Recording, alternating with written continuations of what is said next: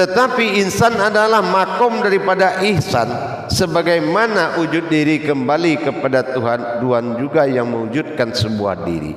Tapi dalam makom ini, dalam waktu dan kesempatan ini, kita akan buktikan kalau memang diri ini batinnya Allah, ya, kalau memang semua ini adalah batinnya Allah, kita akan lihat apa iya semua ini batin Allah. Jangan ada kaji tanpa tersirat. Nah, ini yang harus kita pahami. Tersirat, jangan ada marifat tanpa tersirat. Jangan ada kalam tanpa tersirat. Apa yang dikatakan tersirat? Ada makna di balik ayat. Itu yang dikatakan tersirat. Nah, kita ingin tahu, sebagaimana yang pernah kita kaji, siratal ladzina an'amta alaihim, di Al-Fatihah itu kita lihat sirat, tersirat atau rahasia atau tersembunyi.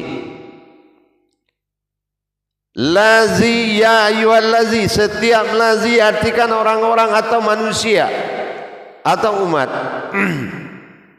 Siratal lazi, tersiratkan atau sirkan kemanusiaanmu, keumatanmu. Nah, maka aku, nah itu aku. Siratal lazina, maka aku. An adalah batin. Am yang terlihat. Ta'ala adalah Tuhan. Ihim berupa diri. Kita buktikan. An, mana dasar batinnya? Alhamdulillahi Rabbil Alamin. Alif awalnya, nun akhirnya. An, batinnya hamdu. Alhamdu lillah. Lillah adalah bergerak. Rabbi menguasai. Al-amin, satu batang wujud berupa diri. Min, alif awal, nun akhir, an.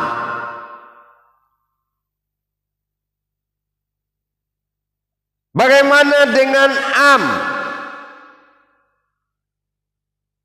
Ya, nah, maka kita harus benar-benar mengkaji satu demi satu itu dengan tersirat. Ya, dengan tersirat. Ar-Rahmanir Rahim. Alif awal, mim akhir. Am. Karena Ar-Rahman Ar-Rahim adalah wujud Allah yang terlihat. Rahman kelihatan berupa kodrat, Rahim berdiri wujud berupa diri, diri yang terlihat. Ar-Rahman Ar-Rahim. Am. Jadi semua ada dasar dalilnya. Bidahlihi marifatul haq fil ilmi. Kebenaran sebuah ilmu ada pada dalilku. Mana dalilku? Inilah berkalam ayat pada tubuh, ayat-ayat pada rohani. Inilah ayat Al-Quran yang hidup. Itulah dalil ulama. Jadi kita lihat an ini adalah sebuah wujud batin yang terlihat. Am, ta'ala Tuhan, ihim diri. Itulah batin Tuhan yang terlihat. Batin yang terlihat adalah Tuhan yang berwujud diri. Artinya apa? Mewujud diri. Nah, an'am ta'ala ihim.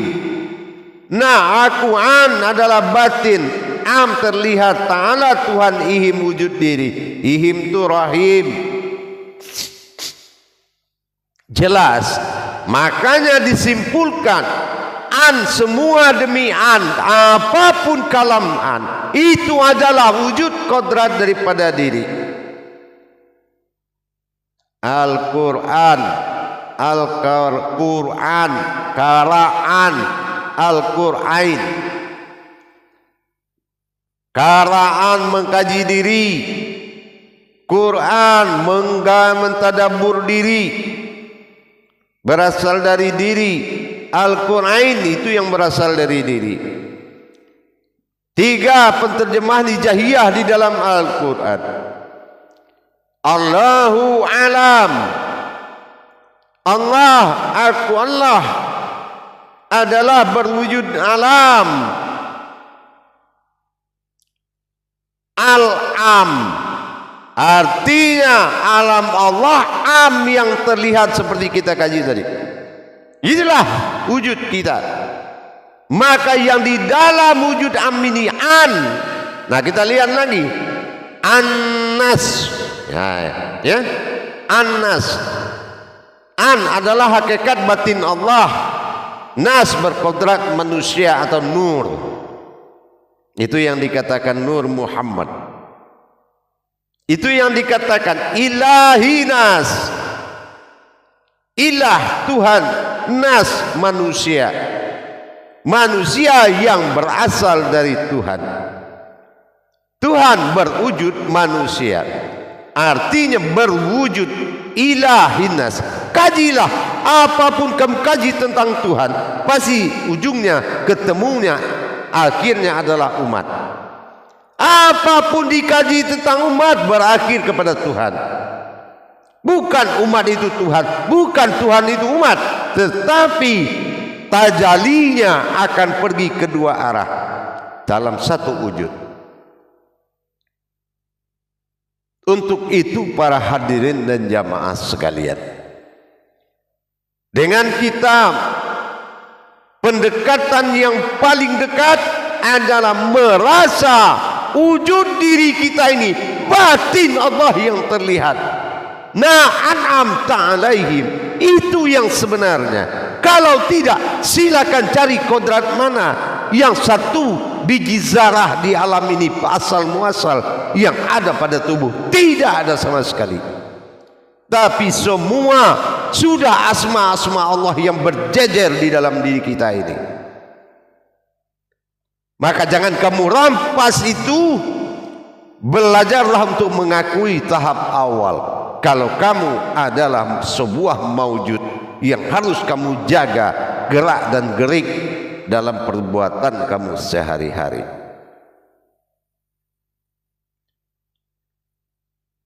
Kadang-kadang ada juga kita lihat dengan pengetahuan sedikit melebihi orang banyak, sudah merasa lebih dari Tuhan. Ini yang kita khawatirkan. Tapi mudah-mudahan dengan adanya YouTube ini bisalah berbenah diri bagi yang terlanjur membesarkan diri di jalan Allah. Yang harus kita dirikan adalah membesarkan Allah di jalan diri, bukan membesarkan diri di jalan Allah. Allah tidak melihat bagaimana kamu berkata sehari-hari, tapi Dia mendengar apa yang kamu pandang dalam sehari-hari. Dia mendengar karena pandangan kamu berbicara, sementara yang berbicara ini adalah kalam, hidupnya hanya dalam alam, bukan perbuatan sampai kepada Allah. Untuk itu para hadirin, jangan bisa bercerita di depan umat tetapi tidak mampu membawa umat. Islam berdampak kepada selamat. Ya ayyuhallazina amanu, wahai orang-orang yang beriman. Seperti apa wujud orang beriman itu? Kenapa ya ayyuhallazina imanu? Kenapa amanu? Aman, aminun, imana. Aman, aminun, amanah, imana, aman. Artinya percaya. Orang yang percaya kepada amanahku maka amanlah dia. Aman berarti selamat. Selamat itu Islam. Apa amanahnya? Aman. Apa aman? Am dan an. Am pada jasad terlihat, an adalah kodrat jasad berupa batin. Sudahkah kamu menjadi batin yang terlihat? Kalau sudah aman, kalau belum ke situ arahnya, belum aman kamu. Ingat, penelaah kajian seorang guru tergantung hidayah Allah pada diri, bukan kekayaan ilmu, tapi hidayah.